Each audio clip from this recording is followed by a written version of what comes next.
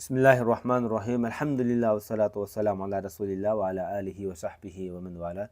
İmam Bukhari rahmetullahi aleyhinki en meşhur hadis kitabı Sahih Bukhari namlıq bu kitapta biz kitaptan ders okuyatgan edik. Bu dersimiz ma'lum vaqt to'xtab qoldi. Bundanki sababi o'qish bitirish maqolasini yozayotgan. Shu sababdan bu bir necha yil to'xtashga majburlab qoldik. Qaytadan Allah subhanahu ve taala bugün bizga bu dersni yana qayta chiqarishga Allah nisbat etdi. Allohga cheksiz eğitime, Allah'a hamd eğitime. Bu derslerini Allah subhanahu ve taala'nın ki yana avazlık ders nususunu bu kitaptan ait mükemmel şekilde tamam kıpırışını ve onun başka kitaplarını olmuş avazlık tor kitapını takım bir yaxşı şekilde Allah'ın ki çıkarıp birişini Allah'tan ait tüvençilikle sorayım. Biz bugün bu İmam Bukhari rahmetullahi aleyhi Sahih Bukhari namlı kitabda 323. numaralı hadis kirib to'xtagan. Ma bu hadisniki numar ne? Biz Sultan Abdülhamid Xonniki farmoni bilan Osmanlılar davrida oxirgi mezgillarda besilgan shu Tabi'a Sultaniya deymiz. Shu Osmanlılar davridagi Sahih Buxoriyninki shu matbaasini asos qildik. Shu hadisniki numeri bu şekilde. Çünkü bu hadisniki numeri bazı kitaplar bilan bazı nusxalarda sal o'xshamaydigan farqlar bor. Shunlashqa bu hadisniki numeri murojaat qilgan vaqtida Sultan Abdülhamid Xonniki farmoni bilan besilgan shu nusxani asos qilishni so'raymiz. Bu hadisniki numerini albatta Muhammad Fuad Abdulbaqi rahmetullahi alayh yezib bekitib chiqqan. O'qilayotgan darsimizdagi davomi Kitabul Hayz, ya'ni hayz nifas munosabatlik kitobdan o'qigandik. Bu bab İmam Buxoriy rahmetullahi alayh men akhadha thiyabal hayz siwa thiyabut tuhri deydi. Yani demakchi bo'lgani odatda shu pokizlik yoki bo'lmasa pok holatda kiydigan kiyimdan boshqa hayz holatida kiydigan kiyim tayyorlab olgan yoki shunday kiyim saqlagan kishi haqida dedi. Bu yerda ma bu nusxada men akhadha deb kelgan. Ba'zi rivoyatlarda men ittaxaza deb kelgan. Ba'zi rivoyatlarda men aadda deb kelgan. Hammasiniki asosan ma'nosi bir mazmunni ifodalaydi. Demak, odatdagi normal vaqtga o'xshamaydigan holatda o'ziniki pok holatidan boshqa o'zimiz hayz kiyimi saqlagan ayol kishi bu qanday bo'ldi? Masalan, biz o'chilik kiyim, ish kiyim degandek bunda kiyimlarimizning bunda farqi bormi masalan? Shunga o'xshash bir kiyim bu hamda. Bu 323 numaralı bu hadisda İmam Buxoriy rahmetullahi alayh bizga Muaz ibn Fazala hadis so'zlab bergan edi dedi. Va Muaz ibn Fazala İmam Buxoriyniki Basrlik mashhur ustozlardan biri. Laqmi Abu Zayd az-Zahrani deb shu nom bilan atalgan. Bu kishi to'g'riliq ko'p ma'lumot yo'q, lekin Imom Buxoriy rahmetullahi alayhniki ustoz ekanligi ta'kidlangan. O'zining ishonchli, rostchil bir muhaddis ekanligi muhaddislar tarafidan, hadisshunos olimlar tarafidan bu kishiga o'z ishonchli, rostchil degan baho berilgan. Endi bu kishi deydi, bizga Hisham hadis so'zlab bergan edi dedi. Bu Hisham Muaz ibn Fazalaning ustozi bo'ldi. Bu Hishamning ismi Hisham ibn Abi Abdullah Destuvai degan nom bilan mashhur. O'zi Basrniki dangliq buyuklardan. Hijriya 154-yili vafot bo'lgan. Bu milodiya 770-yilga to'g'ri keldi. O'z davridagi shu ahli sunna va jamoa guruhidagi eng dangliq mashhur muhaddislar qatorida.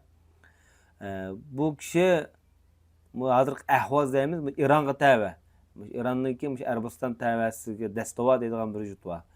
Shu jutda tug'ilgan. Aynı vaqtida. Öz zamanidagi dangliq muhaddislardan qatorida Hamad ibn Abi Sulaymon, Yahya ibn Abi Kasir qatorliq ulamolarda o'qigan shularniki ko'p hadislarini rivoyat qilgan. Endi hadisshunoslarniki bu kishiga berilgan baholari nihoyatda ko'p. Masalan, ba'zilar hadis kishilarning ichida hadis rivoyat qilgan vaqtda mazmutdi degan baholar berilgan. Hadisda ishonchli hujjat edi degandek nomlar berilgan. Onundan başqa bir qism ulamolar men Basra kelgan vaqtimda Basrada Hisham Dastuvai va Hamad ibn Salamadek nihoyatda katta, afzal bundaq bir kishilarni ko'rmagan deb shu davrdagi ulamolar baho bergan. Hatto Abu Davud Tayalisi degan dangliq muhaddis Hadis ilmida mu'minlar podshohi edi, emir edi degandek nomlarni bilgan. Masalan, Imom Zahabiy rahmatullohi alayh o'zi hafiz, hujjat, imom, sodiq, rostchil degandek bundoq buyuk nomlarni bergan. Demak, bu hadis ilminiki shu hozir qadar saqlanib kelishda ulamoning shu davrlarda u yoqdan bu yoqdan buni tasqab her jihatdan o'lchamlarni qo'yib, shu o'lcham tushsa hadislarni rivoyat qilib qabul qilgan. Hadislari o'lcham tushmaydigan bo'lib qolsa, u hadisga yana o'xshamaydigan boshqacha baholarni bergan. Ya'ni bu hujjat yoki dalil sifatida qo'llanishga bo'lmaydiganligi haqida ogohlantirish bergan. Demak, bu hadis ilminiki yoki hadislarning bizga yetib kelishda boshqa hech qanday millatlarga o'xshamaydigan holatki bu saqlanib qolgan bir ilm deyishga bo'ldi bizning ilmimizda. Hadis ilmimizda. Bu kishiniki ustozlari Yahya ibn Abi Kasir, qatorliq ayni davrdagi Ma'mar ibn Rashid deymiz, qatorliq hadis ulamolaridan o'z davrida hadis rivoyat qilgan. Bu odamniki ustozlaridan masalan Abdullah ibn Mubarak, Yahya ibn Qattan, Abu Salmat Tabuzuki deymiz, Muaz ibn Fazala deymiz. Qatorliq shu shogirdlar bo'lganda bayatong'idek. Hatto endi bu kishi bu Hisham Dastuvoiy degan kishi bu hadisni Yahya degan kishi rivoyat qildi. Endi bu yerdagi bu Yahya kim o degan vaqtida bu Yahya ibn Abi Kasir nomi bilan mashhur bo'lgan Yahya ibn Salih ibn Mutawakkil at-Ta'i deymiz, bu arablarning toy qabilisidan. Bu kishi o'z davridagi faqih tabi'in. Bu tabi'inlarning ichida kichik tabi'inlar qatoriga kirdi. Bu odam. Bu kishi hadis ulamolarining orasida o'ziniki ishonchlik mazmut degan nomlari bilan alohida hurmatga sazovor bo'lgan. Hijriya 129-yil, ya'ni milodiy 746-yilga to'g'ri keldi. Mush vaqtda bu odam dunyodan ko'z yumgan. Bu odamning o'ziniki ibodatga hirsman, o'zining Madinada uzun muddat Madinada yashaganligi bilan ulamolar orasida mashhur. Hatto zulm qarab turmaydigan, zolimlar qarab turmaydigan shu siyosiy maydoni bilan mashhur. Shuningdek, ayni vaqtdagi bir shaharning valisi bu odamni urgan. Chunki bu valininki zulm haqida bu odam aniq o'ziga ifodasini bildirgan ekan. Bu odamning mashhur gaplaridan ilmni rohat bilan ilmga erishib olmaydi deb bundoq degan. Ya'ni bir so'zda bir yo'lda bid'atchini ko'rsang boshqa yo'lda mang deb bundoq keskin o'ziga ifodasini maydonni aniq ifodalaydigan bu shakldagi muhaddis ulamolarniki biri.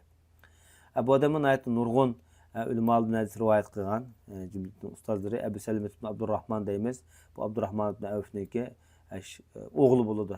Madinadagi ayni vaqtdagi donglik muhaddislarniki biri. Uningdan boshqa imom Avza'i deymiz. Nafi' masalan Abdullah ibn Umarning ozodkarisi Nafi' deymiz. Bu Umar ibn Xattob oilasida yetishib chiqqan mashhur muhaddis. Demak, bu odamning ustozlari bir-biridan har xil va sar xil. Uningdan boshqa bu odamning shogirdlari masalan Ma'mar ibn Rashid deymiz, Hammom ibn Yahya deymiz. Donglik shu kishilar bu odamning shogirdlari bo'ladi. Uningdan boshqa bu odamga qarata hadis ulamolari qanday baholarni bergan desa, go'zal baholarni bergan. Hatto mesela Abu Hatim Razi degan muhaddis bu odam to'g'risida gap qilib, bu faqat ishonchli odamlarga hadis rivoyat qildi deb shunday degan. Ba'zanlar hatto Imom Zuhriydin bu kishini hadis ilmida nima deydi, afzal degandek baholarni bergan bu odam. Lekin sahobalardan faqat Anas ibn Malikni ko'rganligi qayd qilindi. Lekin sahobalardan hadis rivoyat qilganligi xotirlangan emas. Umuman ilbetqa vaqtida hadis ulamolari bu odamniki hadisini ishonchli deb qaragan rivoyatlarini. Endi bu odam kimdir rivoyat qilyapti desa, Abi Salama degan kishi. Abu Salamaga ustozi bu odamniki. Bu alqi sahobalar ichidagi eng mashhur sahoba Abdurrahman ibn Avf deganning o'g'li Abu Salama degan bu kishi. Bu kishimi Hijriya 22-yilda tug'ilib, Hijriya 94-yillari vafot bo'lgan o'z tabi'in. Chunki dadı sahabe, onu sahabe, öz davridagi donglik muhaddislarniki bir. Uningdan boshqa Madinada tarixda eng mashhur 7 faqih o'tgan tabi'inlardan. Mush 7 faqihninki ham birisi. Ham shundaqla shu Madinada 6 yildak bu odam qozilik mansibi bilan mashg'ul bo'lgan. Yani Madinada ayni vaqtda qozi bo'lmoq yomon ters.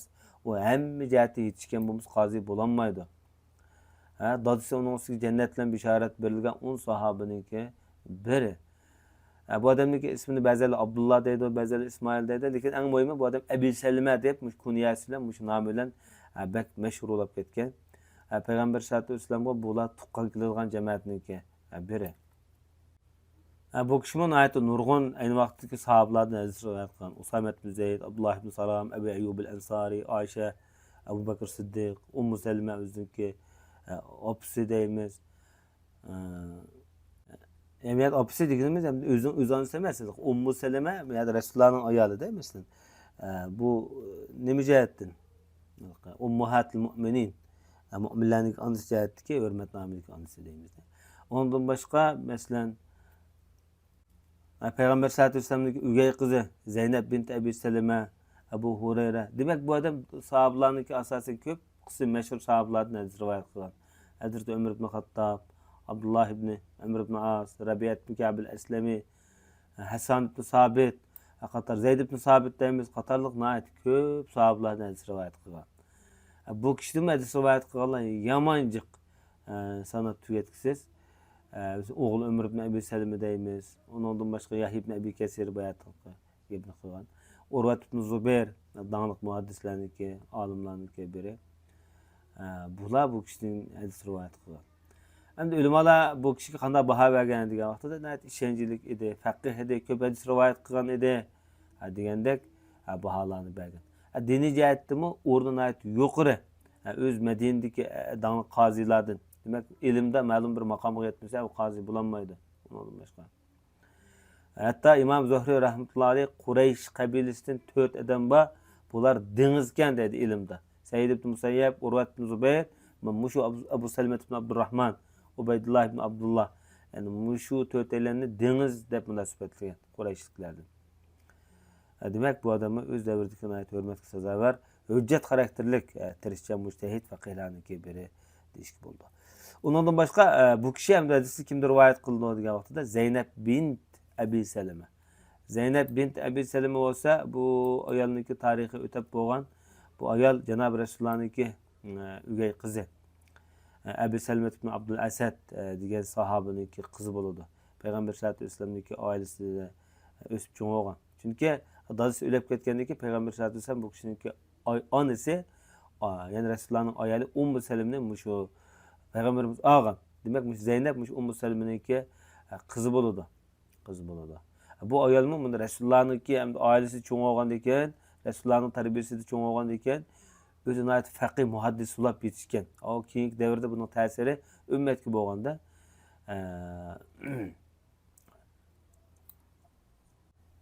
asli bu xonimniki ismi Barra ekanda, ayni vaqtda qo'ygan ismi. Payg'ambar sollallohu alayhi vasallam bu Zeynep deb o'zgartirib aytgan.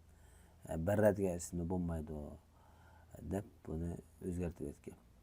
Bu ayol ham Habasiston tug'ilgan ekan. Chunki onasi Ummu Salima bilan dadasi Abu Salima Habasistonga hijrat qilgan vaqtida shu Habasistonda tug'ilganligi ta'kidlangan. Payg'ambar sollallohu alayhi vasallam nayt g'amxo'rlik qilib yaxshi tarbiyalagan xonimlarniki biri.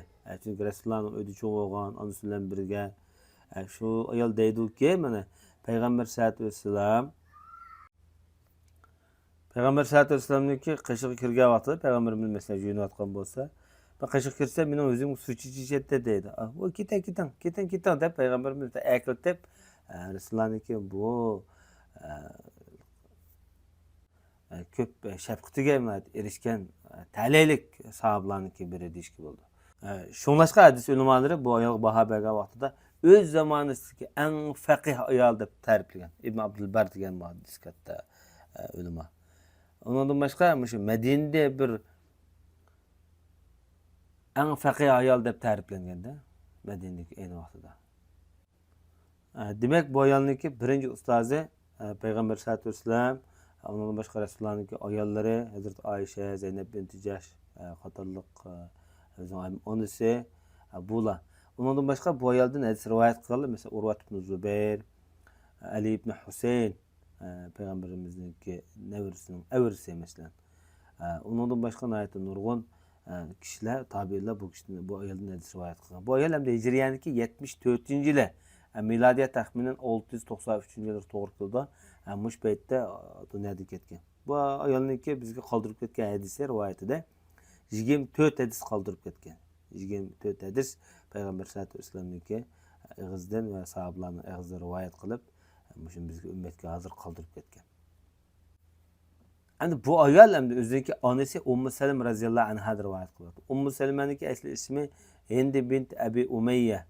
Payg'ambar sollallohu alayhi vasallamniki buyuk ayollarniki biri. Bütün müminlarniki onasi bo'ldi, bizning onamiz bo'ldi bu ayol. Dasat musulmon bo'lgan, Abistonga o'zining yo'ldoshi Abi Salama bilan hijrat qilgan.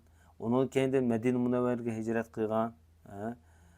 Mushu hijrat jarayonida ko'p aziyatlarni chekkan büyük, batur, tömür ayollarniki biri.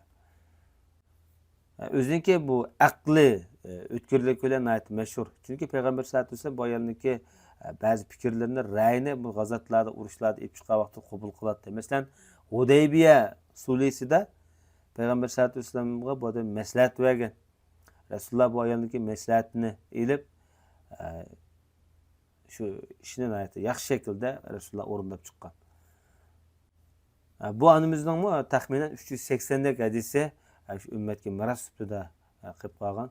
Madina Munawvarda o'lib ketgan. Mush Rasulullohning ayollaridan eng oxiri o'lib ketgan, mush Baqiga dafn qilingan ayollarniki biri. Demak, Ummu Salama radhiyallohu anha shunday deydi. Arada men payg'ambar sollallohu alayhi vasallam bilan bir adiyalda yotgan edim deydi. Bu yerdagi Xamisa degan ayni vaqtdagi shu dangliq kiyimlar, rahlarniki biri. Bunday belgisi bor. Mana yo'li bor-da, masalan, uniki. Shu dangliq kiyimlar. Ba'zi rivoyatlarda Xamila deb kelgan, ba'zida Xamisa deb kelgan. Ikkalasi asosan shu bir rahni ko'rsatdi, bir adiyaldek bir kichik rahni ko'rsatdi. Shunda yotgan edim dedi Rasululloh bilan, yotgan edim dedi. Shu hayz ko'rib qolib, shu ushtim tut. Asta sug'urilib ketdim-da. Ondan keyin hayz kiyimimni oldim dedi. Hayz kiyimimni ilib mansam, payg'ambarimiz hayz ko'rib qoldingizmi dedi. Ha desam, shundan meni endi qayta chaqirdi dedi. Makining bu deb yana qayta chaqirdi dedi. Rasululloh bilan yana shu adiyalda yoki shu raqda biz yani qayta yotgan edim dedi. Demak bu hamda hayzlar ayol o'ziniki yo'ldoshi bilan birga o'ttasa yoki birga yotsa bu bo'ladi. Ya jinsiy munosabatdan boshqa har qanday bir ishlar bo'lsa, masalan, bu bo'ladi deganni isbotlaydi hamda. Undaqdan ma'yolniki bir nechta kiyim bor ekanda. O'ziniki odat kiydigan kiyim boshqa, hayzda tayyorlab qo'ygan kiyim boshqa. Masalan, hozirgi vaqtda namoz kiyimi, uy kiyimi, taloq kiyimi deydigan kiyimniki turimi iste'mol saviyiniki ishi bilan birga bu kiyimlarniki har xil sarxilligi bilan ishib ketdi. Ma ayol deydi, endi bu yerda Ummu Salama radhiyallohu anha deydi, hayz kiyimimni oldim deydi. Demak, o'zining odat kiydigan kiyimdan boshqa o'zining alohida kiydigan hayz kiyim bor ekanda. Lekin Oysha onamizning yana bir rivoyatida bizniki faqat birlam kiyimimiz bordi, shuni hayz ko'ratdi deb bir hadisni rivoyat qilgan. Bu hadis boshda o'tgan bo'lsa kerak. Endi bu ikkisi bir-biriga zid kelamdi degan vaqt yo'q. İslamiyet'inki dastlabki mezgillarda sahobalarniki turmushi g'urgul, kambag'al. Bu holatlarda asosan degidek birlik kiyim bordi sahobalarniki. Lekin shu keyingi shu islomiyatning fatih harakatlardan keyin g'animatlarniki ko'payishi, islom davlatiniki boy bo'lishi, Mao taraflardan keyin bularda bir oz endi kiyim-kechaklar ko'payishga boshlagan. Shu paytlarda balkim kiyim yoki bir nechta kiyimlarni o'zi turmushda ishlatgan bo'lishi mumkin. Va sallallohu ala nabiyina Muhammad va ala alihi va sahbihi ajma'in.